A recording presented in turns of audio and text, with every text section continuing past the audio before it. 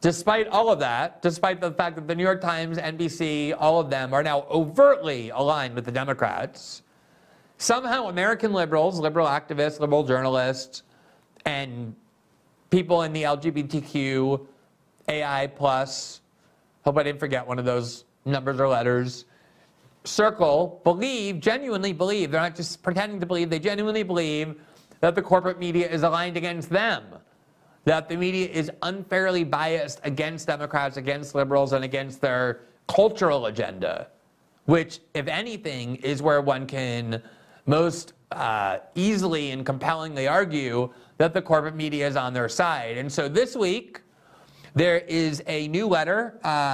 It's dated February 15, 2023. There you see it. It's to the attention of Philip B. Corbett, the associate editor, managing editor for standards at the New York Times. And what this is an article signed by hundreds of New York Times contributors and staffers. It's a letter organized by the LGBTQ AI2+ group, GLAAD. And their argument is that the New York Times, by reporting on the debate surrounding very new and radical dogma of gender ideology and this explosion of people, particularly younger Americans, who now identify as non-binary or trans, obviously that's going to give rise to debates when you want to usher in radical change, as these activists acknowledge they seek to do. They basically seek, they say, to deconstruct what we think of men and women, of the gender binary, what it means to be a man, what it means to be a woman, in ways I personally often find quite regressive, including the idea that the minute a boy starts to exhibit what these alleged progressives view as feminine behavior, a desire to, an interest in fashion or a desire to play with dolls, and an aversion to sports, immediately that boy gets told, you're not really a boy, you're a girl, based on decades-old stereotypes about what boys and girls do. And conversely, if a girl wants to cut her hair and wear jeans instead of dresses and exhibits an interest in sports, they get told, you're not really a girl. It's not what girls do. Girls wear makeup. Girls like to cook. Girls wear heels and dresses. They don't play sports. If you're a little girl and you're playing sports, you're not a girl, you're a boy. Congratulations, you're a boy.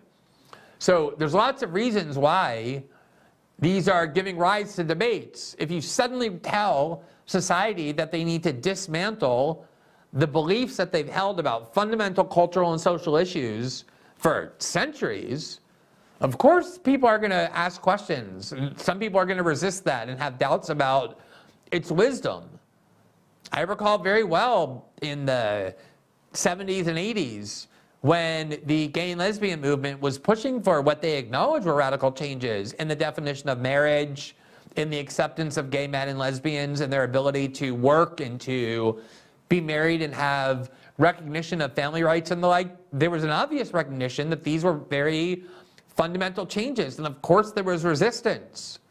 And instead of trying to shut down debates over that, I remember often seeking out people who had confusions or doubts or questions, because every time there was a person there who was opposed, that was an opportunity to change someone's mind and convince them to see things differently.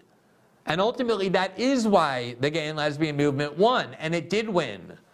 By 2019 and 2020, large majorities of Americans supported the right of same-sex couples to marry, including large percentages, even majorities of young conservatives.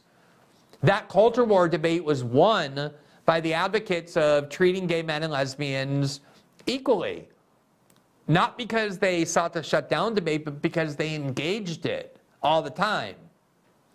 But trans activists and their allies in the media, most bizarrely, think that the debate itself is too dangerous to allow, that even acknowledging the existence of these questions and doubts is something too dangerous to do, that it puts people in danger, even though the job of reporters is to investigate claims by activists and to examine debates that our country is having. That's the job of journalists, certainly one of them. And it's what the New York Times, to its credit, has been doing And that has prompted this angry letter. Let's just take a look at a couple of its provisions. Let me just see here. It's right on the screen. So let's pull that up. Hold on one second. I think I can. All right, let's pull up that first paragraph of that letter. It says, plenty of reporters at the Times cover trans issues fairly. Their work is eclipsed, however, by what one journalist has calculated as over 15,000 words of front page Times coverage debating the propriety of medical care for trans children published in the last 8 months alone. Think about what they're complaining about there. There is a movement to empower doctors to perform medical treatments, novel medical treatments on children. Sometimes the treatments are being performed when it comes to puberty blockers and hormonal treatments on children as young as 10 and 11 and 12 years old, surgeries as young as 15 and 16, including the removal of healthy breasts on young girls or other permanent biological and anatomical changes to young boys that can never be reversed. Of course, there's going to be debate about that. There should be debate about that. There has to be questions asked about the safety of these procedures, about the long-term effects of some of the drugs that are being used, not just for society in general, but for trans people in particular, and for their parents and their caregivers. Of course, that's urgent to know whether or not these treatments are doing more harm than good, whether or not they can be safely used. And that's exactly what the New York Times has been doing. And they're complaining that the New York Times has somehow devoted too much attention to these incredibly radical changes being proposed that maybe end up being proven good and maybe end up proving bad. But of course people are going to debate it, and the Times should debate it and examine that debate, and that's what they're doing. The article goes on. The Times has in recent years treated gender diversity with an eerily familiar mix of pseudoscience and euphemistic charged language, while publishing reporting on trans children that omits relevant information about its sources. Some of us are trans, non-binary, or gender non-conforming, and we resent the fact that our work, but not our person, is good enough for the paper of record. In other words, they're trying to turn this into a labor issue, saying you're willing to use our writing as though these are factory workers being exploited in their labor because they're trying to get published in the most influential newspaper in the country and to write about these controversial topics and are permitted to do so. They're turning this around and saying you're exploiting our labor as though we're underpaid factory workers for your own profit, your own corporate profits, even though you don't regard us as human. So they're essentially saying, you don't even respect our humanity. It goes on in that vein, quote, some of us are cis. These are the good allies to the trans people. They're cis, but they're very good allies. And we have seen those we love discover and fight for their true selves, often swimming upstream against currents of bigotry and pseudoscience fomented by the kind of coverage we hear protest. All of us dare say our stance is unremarkable, even common, and certainly not deserving of the Times' intense scrutiny. They don't want the Times' scrutiny on what, by all accounts, even if you're in favor of it, is a radical new agenda to overhaul how we think of sex and gender. The article goes on, a tiny percentage of the population is trans, although that percentage is increasing rapidly, and an even smaller percentage of those people face the type of conflict the Times is so intent on magnifying. There is no rapt reporting on the thousands of parents who simply love and support their children, or on the hardworking professionals at the New York Times enduring a workplace made hostile by bias, a period of forbearance that ends today. We await your response.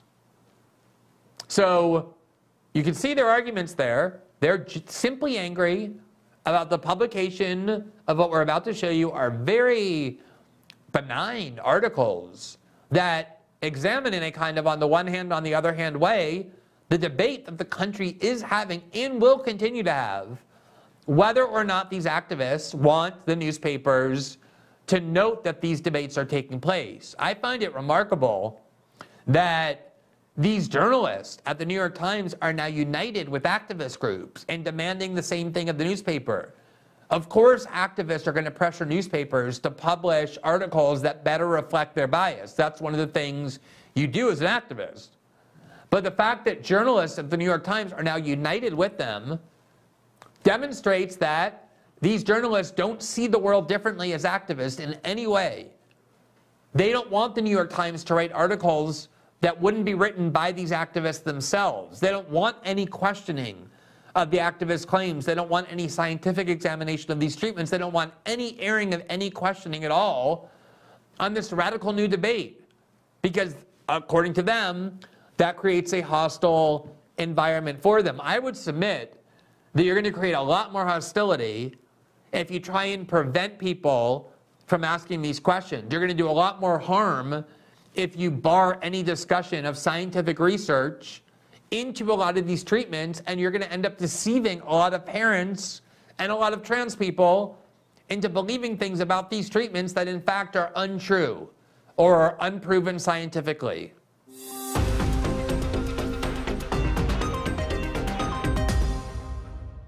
Thanks for watching this clip from System Update. Catch our full shows for free, live weekdays at 7 p.m. Eastern on Rumble, and join our locals community at greenwald.locals.com for all of my written journalism, exclusive after-show Q&As, and more.